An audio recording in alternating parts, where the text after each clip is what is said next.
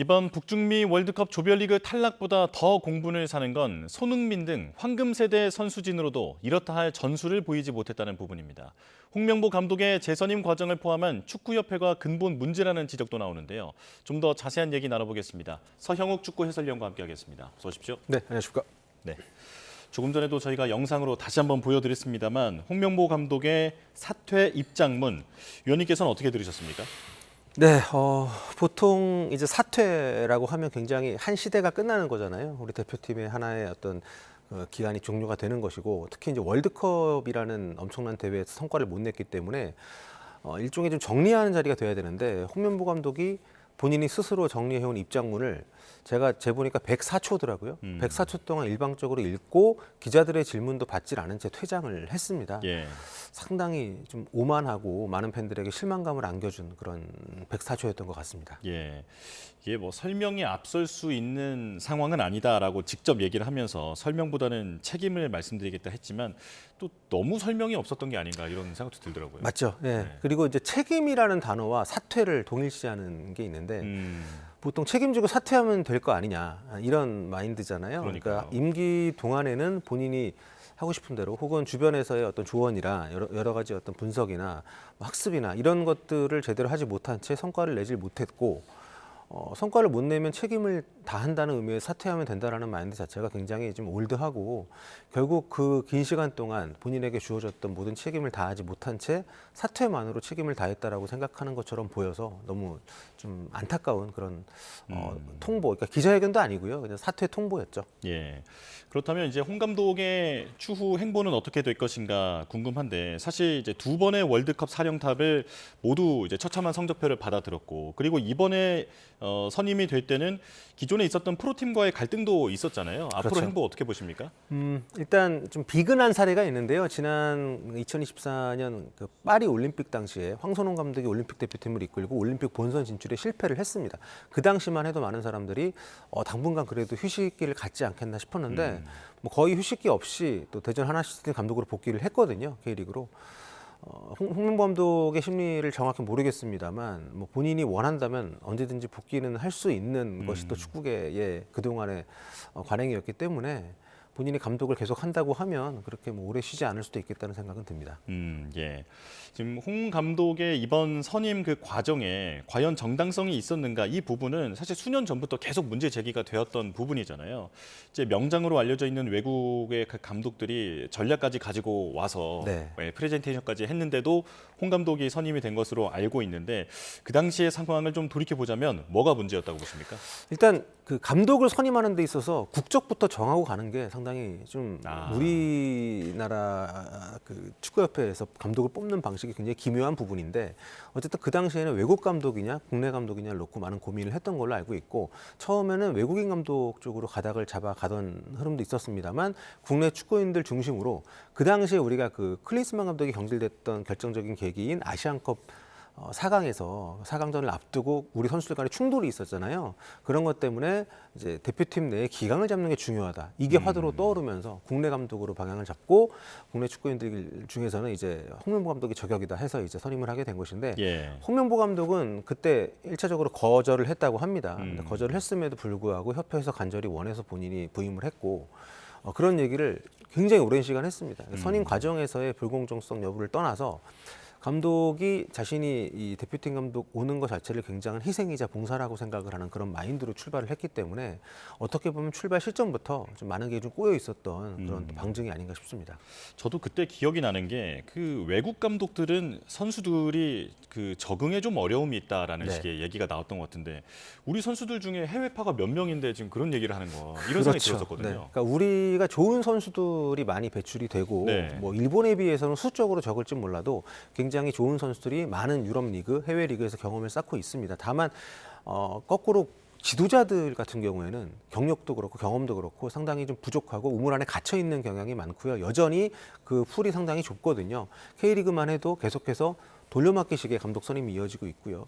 그렇기 때문에 국내 감독들이 오히려 유럽파 선수들에게 적응을 못하면 몰라도 해외에 나가 있는 선수들이 외국인 감독을 선임을 했을 때 적응을 못한다. 특히 이제 국내에 있는 K리그에서 뛰는 선수들 역시도 많이 공부를 하고 또 해외 축구를 많이 보고 이런 식으로 자기 발전을 많이 하고 있기 때문에 외국인 감독 선임으로 인해서 예상이 되는 여러 가지 뭐 국내 축구를 파악하지 못한다거나 이런 거는 그냥 신화에 불과하고요. 특히 지난 시즌에 전북현대모터스의 그 구스타보 포엣이라는 우루과이 출신의 감독이 와서 오자마자 우승을 했거든요. 그렇죠. 또 그전 시즌까지 전북이 상당히 부진했던 팀이었음에도 불구하고 그렇기 때문에 이런 배타적인 편견을 좀 버리는 계기가 이번에 좀 됐으면 좋겠습니다. 예, 이번 월드컵 대회 기간에 확인되지는 않았습니다만 선수들과의 그 불화설 이런 것도 있었잖아요. 감독과 네. 선수들 간의 불화설 어떻게 파악하고 계십니까? 그러니까 이게 모르겠습니다. 그러니까 저도 나름 이제 취재도 해보고 듣는 것들이 있긴 한데 뭐 사실 우리가 생각하기에 원팀이라는 어떤 말이 있지만 직장도 그렇고요. 하다못해 학교에서도 그렇고요. 긴 시간 동안 함께 있으면 사소한 뭐 충돌이나 뜻이 안 맞는 상황들은 발생할 수 있습니다. 다만 그것이 실질적으로 성과를 달성하지 못하는 데 얼마나 큰 영향을 미쳤느냐 이건 별개거든요. 예를 들면 지난 카타르 월드컵 때 우리가 16강을 갔지만 내부적으로 좀 이슈가 있었고 아시안컵도 우리가 우승은 못했지만 어쨌든 4강 성과를 내는데 그 과정에서 문제가 없었던 것은 아닙니다. 예. 그렇기 때문에 지금 이렇게 명확한 근거를 제시하지 않고 대표팀 내에 불화설이 있었다고 나오는 보도는 저는 상당히 악의적이고 좀 핀트를 벗어난 거라고 보고요. 예. 핵심은 그것이 아니기 때문에 일단 좀 그런 쪽의 지엽적인 부분에 우리가 좀 시선을 돌릴 필요는 없다고 생각합니다. 예. 이게 문제를 발견하고 그걸 어떻게 고칠지 얘기를 네. 나누는 자리니까 당연히 좀 냉철하게 봐야겠죠. 자, 그렇다면 전술을 보겠습니다. 이번 경기 가장 큰 부진은 전술적 이유는 뭐라고 보십니까? 일단 우리 대표팀이 그 지역 예선을 치르는 내내 포백 기반으로 경기를 해왔습니다. 지난 월드컵 때도 벤투 감독 중심으로 우리가 포백의 완성도를 상당히 높여서 아마 많은 분들이 카타르 월드컵 첫 경기 우루과이전 보고 굉장히 신선한 충격을 받으셨을 겁니다. 맞아요. 저도 현장 중계를 하면서 와 이렇게까지 우리 축구가 올라왔구나 감동을 했었거든요. 근데 그렇게 올라왔던 수준을 클린스만 감독과 홍명보 감독 거치는 과정에서 많이 좀 망가졌는데 그런 결정적인 계기가 어떻게 보면 3백의 도입이었던 것 같습니다. 지금 예. 돌아보면 1년도 남지 않은 상황에서 본선 1년도 남지 않은 상황에서 3백 도입을 했고 이걸 숙성시킬 수 있는 충분한 시간이 없었고요. 또 주요 선수들이 소속팀에서 3백에 걸맞는 그 일상적인 축구 훈련과 전술 실전을 하고 있지 않았기 때문에 필연적으로 우리가 본선에서 완성도가 높은 축구를 구사할 수가 없었다. 그럼에도 불구하고 세 경기 모두 같은 전술로 나오면서 상대에게 또 우리가 많은 걸 노출할 수밖에 없는 상황이 됐고요. 감독 스스로도 그런 부분들에 대한 우려가 있었는지 애초부터 본선에서는 혼용을 할 거다. 예. 3백이 우리의 플랜 A가 아니다 했지만 말뿐이었고요. 결국에는 본선에서 그 3백을 계속 유지를 했고 심지어 경기가 거듭될수록 허점이 더 드러나는 그런 좀 우를 범했기 때문에 전술적인 이슈가 분명 중요한 실패의 원인이라고 할 수 있을 것 같습니다. 예. 그 홍명보 감독이 그 전술을 전문으로 하는 포르투갈 코치진도 그러니까 참모진도 네. 4명을 데리고 있었던 걸로 알고 있는데 지금 이들이 처음에 그 임용이 될 때만 하더라도 그 양쪽 윙백에 대해서 문제점을 지적을 한 것으로 알고 네. 있거든요. 그런데 왜 이번 대회에서는 그런 뭐랄까요? 어떤 전략이 이게 부재한 것처럼 보였는지 이해를 할 수가 없어서요. 그런 면이 분명히 좀 있는 것 같습니다. 그러니까 예. 과거에 뭐 연령별 대표팀을 할 때부터 홍명보 감독이 한 번 신뢰를 했던 선수들에 대한 신뢰를 오래 가져가는 경향이 분명히 좀 있고요. 그런 것들도 좀 이번에 적용이 된 것 같고 그리고 그 앞서서 감독 보통 뭐 사단이라고까지는 할 수 없지만 어떤 감독이 그 선임이 될 때 요즘에는 팀제로 다니거든요. 예. 감독이 책임을 지고 최종 결정을 하지만 해당 분야의 전문적인 코칭 스태프들을 소집을 해서 또 오랫동안 호흡 맞추면서 이렇게 좀 팀으로서 돌아가는 것인데 일단 감독이 선임이 되면서 전술적인 부분에 약점이 있다는 것을 인정하는 건 좋지만 전술적인 부분에 약점이 있고 그 부분이 그 홍명보 감독이 소집할 수 있는 코칭 스태프 내에서 해결이 안 되기 때문에 전혀 인연이 없는 코칭 스태프를 따로 공채를 한 거잖아요. 예. 그런 과정 자체 출발부터가 좀 문제가 있었다고 생각이 되고 또 그렇게 함께 한 시간 자체가 길지 않았고 언어적인 장벽도 있고 이런 여러 가지 한계를 안고 이렇게 구성이 된 코칭 스태프진이 최대치의 어떤 전력을 끄집어내는 것 자체가 어떻게 보면은 우리의 환상이었던 것 같습니다. 예. 여러모로 선수와 감독 그리고 이 코치진들 사이에서도 소통이 문제가 네. 있었던 것으로 그렇게 추정해 볼 수 있을 것 같은데요. 남아공전 얘기를 잠깐 해보면 사실 그 남아공 선수들이 그 지난 경기들을 보면 전방 압박을 강하게 했을 때 실수가 나왔던 장면들이 많은데 그렇기 때문에 손흥민 선수라든지 이재성 선수라든지 앞부분에서 역할을 충분히 해줄 수 있을 거라고 팬들도 생각을 하고 있었단 말이죠. 네.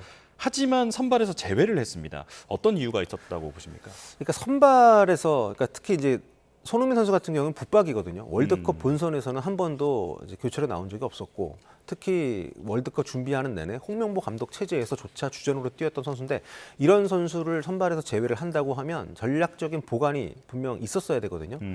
선발 제외시킬 수 있습니다. 그렇다면 손흥민이 없는 경기는 다르게 갈 거라는 예측이 가능한데 막상 뚜껑을 열었을 때 전혀 어떤 수가 없었고요. 좀 거칠게 얘기하면 손흥민, 이재성을 그냥 이유 없이 뺀 겁니다. 경기 끝나고 나서 홍명보 감독이 했던 얘기로는 상대가 좀 발이 느려졌을 때 후반전에 투입을 할 거라고 했지만 손흥민 선수가 하프타임에 들어왔잖아요. 예. 근데 요즘 현대 축구에서 스포츠 과학도 발달하고 90분 뛰는 선수들이 뭐 전반과 후반전에 눈에 띄게 발이 느려진다거나 그러는 현상도 잘 나오질 않는데 좀 이치에 맞지 않는 설명이었고 결국에는 그런 부분에 대한 해명이 없이 입장 발표만 하고 사임을 그냥 끝내버렸기 때문에 여전히 미궁에 남아 있는데 그만큼 남아공전에 대한 대비 자체가 잘 되어 있지 않았다는 거 그리고 전술적인 부분도 그렇지만 우리가 체력적으로 남아공전에서 너무도 떨어진 모습을 보였거든요. 예. 그러니까 우리가 1, 2차전 고지대 적응에 올인을 했지만 정작 3차전에 대한 대비는 전혀 안 돼 있다. 그리고 이런 그 스포츠 생리학적인 논문들을 봤을 때도 굉장히 다양하다 그래요. 고지대 적응에 대해서도 고지대에서 저지대로 내려왔을 때의 어떤 그 승리 현상에 대해서도 근데 그런 부분들을 우리가 잘 준비를 못했던 것 같고 몬테레이의 이전에 있던 과달라라라든가 이런 곳과의 어떤 기후적인 차이나 환경적인 차이에 대해서도 분명 뭐 핑계라는 이유로 많이 좀 비판을 받고 있긴 하지만 적응을 제대로 하지 못했던 것은 분명한 것 같습니다. 또 걱정되는 게 지금 23세 이하 대표팀도 최근에 보면 아시아 팀에게 계속 패배를 하더라고요. 그렇죠. 일단 우리가 아시안 게임과 올림픽 대표팀을 원래 이제 그 한 덩어리로 준비를 했었습니다. 네. 그런데 많은 아시아 팀들은 이 올림픽을 주로 준비를 하면서 아시안 게임에는 그러니까 올림픽에 그 23세가 되는 21세 대표팀으로 많이 준비를 합니다. 그래서 상대적으로 아시안 게임을 나갔을 때 우리가 늘 금메달을 쉽게 따고 예. 좋은 결과를 얻을 수 있었던 것인데 지금 이민성 감독이 이끌고 있는 아시안 게임을 대비하는 팀은 그런 성과를 좀 못 내고 있어요. 그래서 얼마 남지 않은 아시안 게임 이제 9월이거든요. 이 대회도 어떻게 보면 또 다른 재앙이 될 수 있다라는 걱정들이 많이 지금 팬들 사이에 좀 퍼져 있어서 예. 이번 월드컵이 끝이 아닌 시작일 수도 있다라는 우려가 분명 존재하고 있습니다. 예, 이러다 한국 축구가 쇠퇴기가 오는 게 아닌가 이런 이제 팬들의 우려가 점점 커지고 있는 게 사실인데요. 자, 그렇다면 축구협회 이 부분을 어떻게 개혁해야 할 것인가? 이제는 대통령까지 나서서 그리고 또 정치권에서도 뜨거운 이슈가 됐거든요. 축구협회 개혁의 핵심은 무엇이 되어야 한다고 보십니까? 일단은 리더십의 교체라고 생각을 합니다. 마침 또 대회를 앞두고 전 시기적으로 상당히 동의할 수 없고 이해할 수 없는 시기이긴 했지만 어쨌든 이번 대회를 앞두고 정몽규 회장이 이번 대회가 끝나면 사임을 하겠다고 선언을 해둔 상태입니다. 그래서 이참에 뭐 감독도 감독이지만 회장부터 협회의 어떤 임원진들까지 두루두루 좀 세수를 세부대에 담을 수 있는 그런 환경이 될 수 있는 계기가 됐으면 좋겠다는 생각이 들고요. 다만 여전히 선거 규정이 바뀌지 않았기 때문에 지금의 대의원제 선거 규정 하에서는 어떤 새로운 세력이 들어오기가 쉽지 않을 수 있다라는 우려가 일단 있고요. 다만 어떤 방식으로든 좀 더 젊고 의욕적으로 좀 더 세계적인 트렌드에 맞춰갈 수 있는 행정을 할 수 있는 그런 조직적인 변화가 좀 선행이 된다면 전체적으로 축구도 다시 한번 향상될 수 있는 상승 곡선을 탈 수 있는 그런 또 출발선에 설 수 있지 않을까 싶습니다. 예, 그런 선거 제도라든지 의사결정 과정이라든지 전반적으로 시스템과 인력 모두 대대적인 쇄신이 필요하다라는 말씀이시고요. 자, 그렇다면 지금 2027년 1월에 아시안컵 대회가 열리는데 이제 홍 감독이 조기 사퇴를 했습니다. 누가 사령탑을 맡겠습니까? 뭐 지금 하마평에 오르는 분들이 좀 있는 것 같기는 해요. 근데 현재로서는 어떤 것도 단정 지을 수 없을 것 같습니다. 일단 회장이 뭐 물러나는 마당이고 그러면은 60일 안에 투표를 해야 되는 걸로 알고 있거든요. 근데 그 동안에는 9월 달에 우리가 A매치 소집이 있습니다. 그래서 아마 임시 감독 체제로 일단 좀 시간을 두고 차기 감독 선임을 위한 좀 작업을 시작을 하지 않을까 생각이 되고요. 그래서 아시안컵 얼마 남지 않았지만 일단 그 대회 성적보다 중요한 것은 장기적인 지금 또 리빌딩이기 때문에 우리 팬들도 그렇고 모두가 너무 서둘지 않았으면 좋겠다는 생각이 좀 듭니다. 네, 알겠습니다. 여기까지 말씀 듣겠습니다. 서형욱 축구 해설위원과 함께했습니다. 고맙습니다. 네, 감사합니다.